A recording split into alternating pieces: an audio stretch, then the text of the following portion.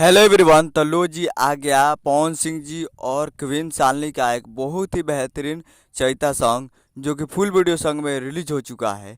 और इस गाने को लिखे हैं आशुतोष तिवारी जी और इसमें म्यूजिक दिए हैं प्रियांशु सिंह जी और इसे गाए हैं पवन सिंह जी और शिवानी सिंह जी, जो कि आपको स्क्रीन के ऊपर दिखाई दे रहा है।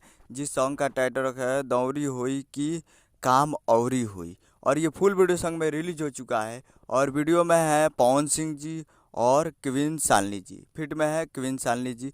और फुल ये चैता सॉन्ग रिलीज हो चुका है।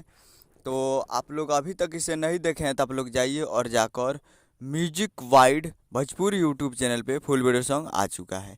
ये 7:45 पे रिलीज होने वाला था लेकिन 12 बजे इसको रिलीज़ किया गया है। तो आप लोग जाइए और जाकर म्यूजिक वाइड पे फुल वीडियो सॉन्ग जाकर देखिए और प्यार दीजिए। उम्मीद कर रहा हूँ कि वीडियो अच्छा लगा तो चैनल को सब्सक्राइब करो, बेल आइकन प्रेस कर देता है कैसे खेसारी लाल यादव जी और पवन सिंह जी का लेटेस्ट न्यूज लाते रहें। और वीडियो अच्छा लगा तो वीडियो को एक लाइक कीजिए। मिलते हैं अगले वीडियो में, तब तक के लिए जय हिंद जय भोजपुरी।